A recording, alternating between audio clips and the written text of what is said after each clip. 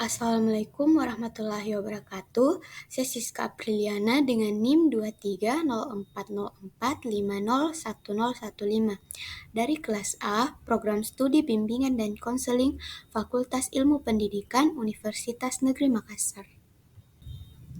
Video ini dibuat untuk memenuhi tugas akhir dari mata kuliah Dasar-Dasar Bimbingan Konseling dengan dosen pengampu Pak Ahmad Harum SPD MPD dan Ibu Kawiyan Fitri SPD MPD.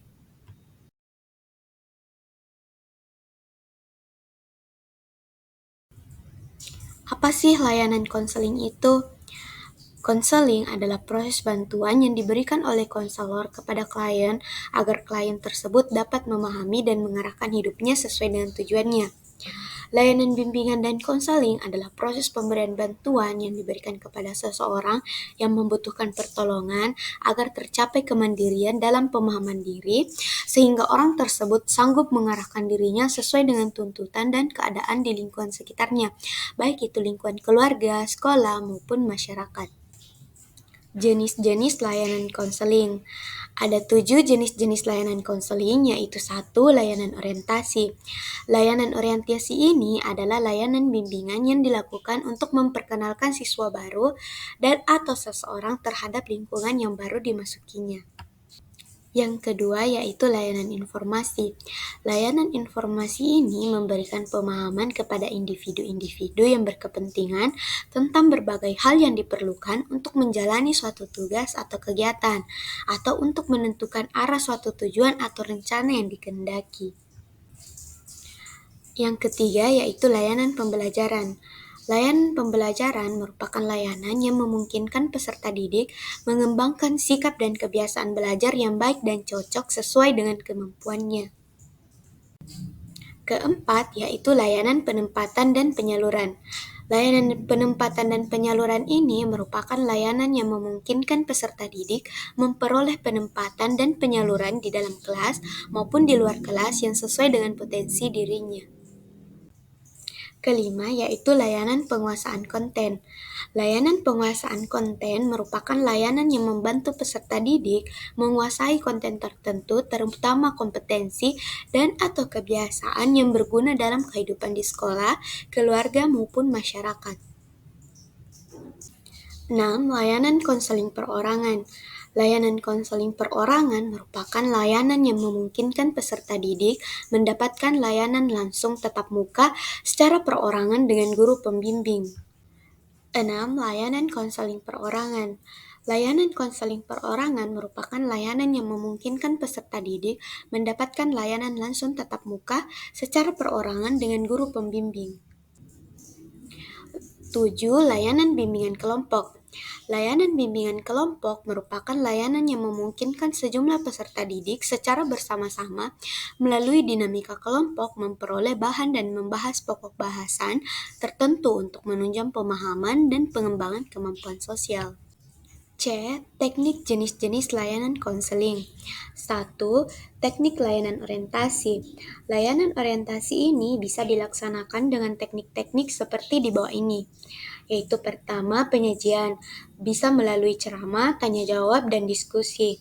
Kedua, pengamatan, yaitu melihat langsung objek-objek terkait dengan isi layanan. Tiga, partisipasi, yaitu dengan melibatkan diri secara langsung dalam suasana dan kegiatan, mencoba dan mengalami sendiri. Keempat, studi dokumentasi, yaitu dengan membaca dan mempelajari berbagai dokumen yang terkait.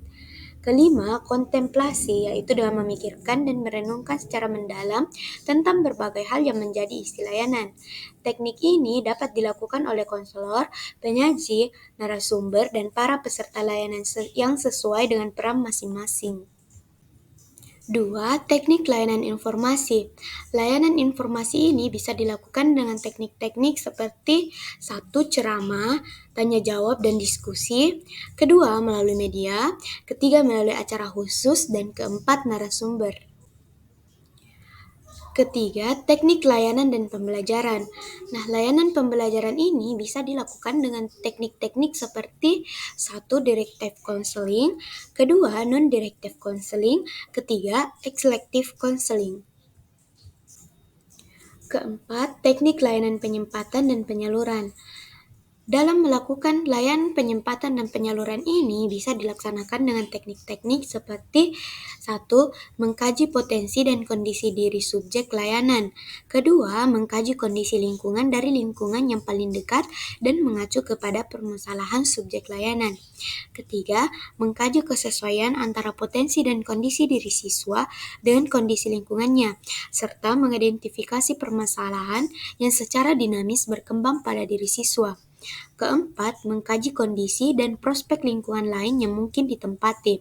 Kelima, menempatkan subjek ke lingkungan yang baru.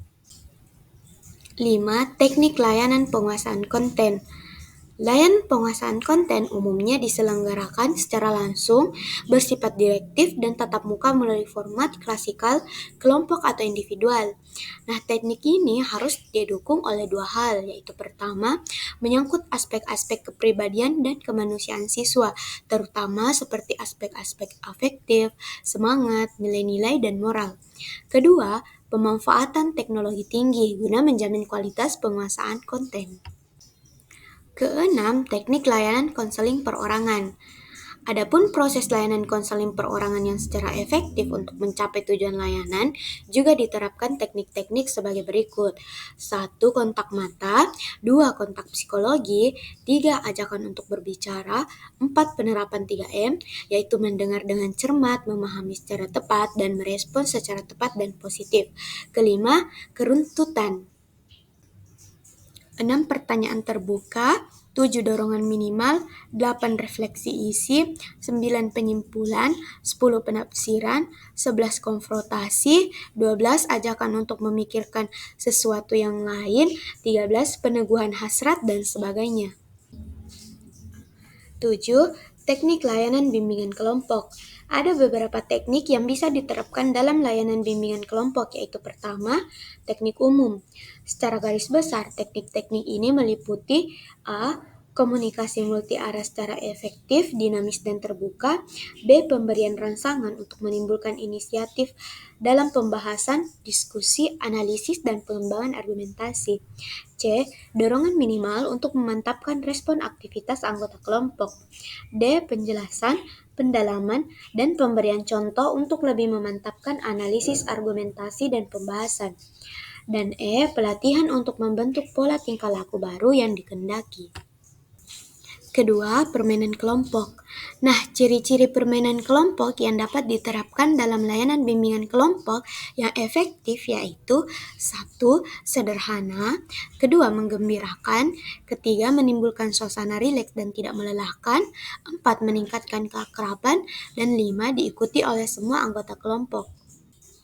Sekian video pembelajaran dari saya akhiri. Wassalamualaikum warahmatullahi wabarakatuh. Terima kasih.